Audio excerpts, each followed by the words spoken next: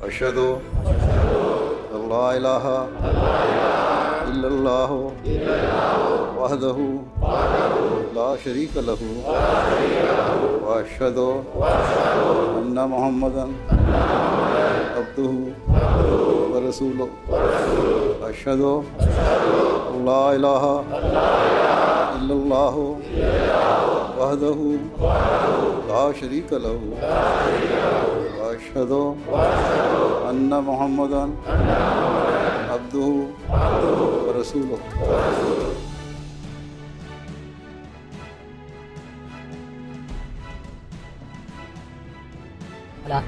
أشهد أن لا إله إلا الله أشهد أن لا إله إلا الله وحده لا شريك له وحده لا شريك له لا شبيه له ولا نظير لا شبيه له ولا نظير جل جلاله.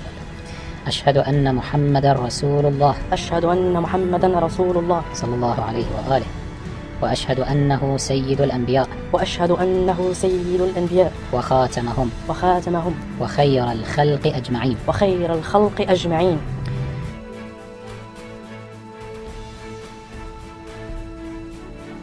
وأشهد أن أمير المؤمنين عليا وأشهد أن أمير المؤمنين عليا ولي الله صلوات الله وسلامه عليه.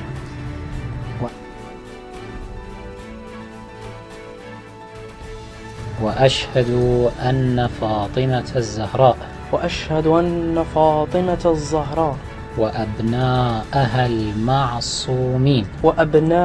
المعصومين حجج الله صلوات الله عليه أجمعين.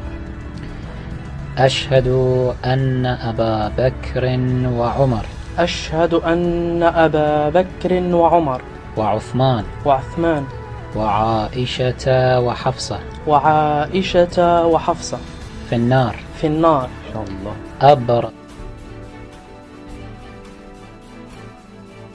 أبرأوا إلى الله وإلى رسوله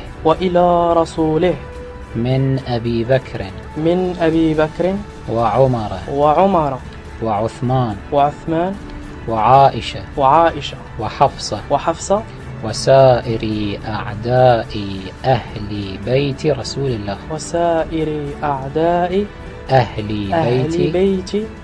رسول الله صلى الله عليه وسلم. Bismillahirrahmanirrahim. Apa kabar Qofizien semuanya? Semoga kita selalu dalam lindungan Allah Subhanahu wa Ta'ala. Qofizien semuanya, sudah kita saksikan dua syahadat yang berbeda dari dua kelompok yang memang sudah difatwakan sesat, yang difatwakan dhalalah atau keluar dari Islam itu sendiri. Pertama adalah syahadatnya orang-orang Ahmadiyah, yang kedua syahadatnya orang-orang Syiah. Perlu Anda ketahui bahwa Ahmadiyah ini terbagi menjadi dua golongan pada dasarnya. Ada Ahmadiyah yang dari Lahore, ada Ahmadiyah Qadiani. Dan dua akidahnya juga berbeda. Kapan-kapan insya Allah kita bahas lebih dalam. Tapi pada dasarnya meskipun berbeda, ya sama-sama sesat gitu loh. Banyak hal yang menyimpang dari Ahmadiyah itu sendiri, baik secara ajaran ataupun praktek-praktek yang mereka lakukan. Tetapi Qofizien semuanya, kalau kita lihat tadi syahadat yang dilakukan oleh orang-orang Ahmadiyah, nyatanya orang-orang Ahmadiyah nggak pernah menambahi syahadat mereka. Syahadat mereka itu ya asyhadu an la ilaha illallah wa asyhadu anna Muhammadar Rasulullah, atau asyhadu an la ilaha illallah wahdahu la syarikalah wa asyhadu anna Muhammadan abduhu wa rasuluhu la nabiyya wa la rasula ba'dah, dan sebagainya. Intinya mereka tetap mengakui Allah Subhanahu wa Ta'ala Tuhan dan Nabi Muhammad sebagai Rasulnya, tanpa ada tambahan-tambahan kalimat setelahnya, kalimat-kalimat yang mengangkat derajat orang, termasuk Mirza Ghulam Ahmad sebagai pendiri dari Ahmadiyah itu sendiri, nggak dibawa ke dalam syahadat mereka. Jadi itulah orang-orang Ahmadiyah, ya meskipun ketika mereka bersyahadat ada sebuah ritual, yaitu ritual baiat tadi itu. Ya kebanyakan ritual-ritual baiat sekarang itu digunakan oleh mereka, kelompok-kelompok sesat, untuk sumpah taat lah pengikut-pengikut baru itu, supaya tidak berkhianat dari kelompok mereka itu. Banyakan sekarang kelompok-kelompok sesat pakai baiat semua. Hati-hati nih kalau ada kelompok-kelompok yang mereka ini menggunakan baiat di awalnya untuk masuk ke kelompok itu, dia harus pakai baiat gitu kan, sumpah setia dan sebagainya, hati-hati, ini bisa dicurigai juga gitu. Karena dalam masalah syahadat, orang itu cukup dikatakan muslim ketika dia sudah syahadat. Dia nggak disaksikan manusia ataupun dia disaksikan oleh manusia, ketika dia sudah syahadat mengakui Allah Subhanahu wa taala Tuhannya, Muhammad Rasulnya, lalu dia menjalankan Islam walaupun nggak ada orang menyaksikan keislamannya, dia sudah muslim. Ini yang harus kita pahami. Jadi syahadat itu nggak harus ditampilkan di depan umum. Contoh saya beri contoh, itu ketika dulu muslimnya seorang raja Nasrani, yaitu Raja Habasyah. Ya, Raja Habasyah kita sudah sangat masyhur ya. Beliau itu ketika syahadat nggak ada orang di situ yang mengajari beliau syahadat, nggak ada juga sahabat-sahabat Nabi yang menyaksikan beliau bersyahadat. Tetapi Rasulullah menyolati beliau ketika beliau meninggal. Kenapa? Karena beliau itu, yaitu Raja Habasyah, itu sudah beriman kepada Allah dan Rasulnya dan mengikuti ajaran Rasulullah SAW. Atau misalkan begini, ada satu daerah di situ memang mayoritasnya orang-orang non-Islam. Kemudian ada satu orang yang dia itu mempelajari Islam sendiri, mempelajari Islam mandiri. Ini di Jepang banyak. Dia mempelajari Islam mandiri, belajar Islam seperti apa. Pada akhirnya dia mengucapkan syahadat sendiri di situ tanpa disaksikan oleh orang lain. Kemudian dia belajar sholat sendiri, atau dia ikut pengajian-pengajian, tanya-tanya kepada para ulama, orang-orang yang paham Islam, belajar sholat, belajar ritual, udah masuk Islam gitu aja. Nggak perlu dipersaksikan begitu banyak orang, nggak perlu. Itu sudah sah sebetulnya. Tetapi kalau mau dipersaksikan di hadapan orang banyak, itu lebih baik.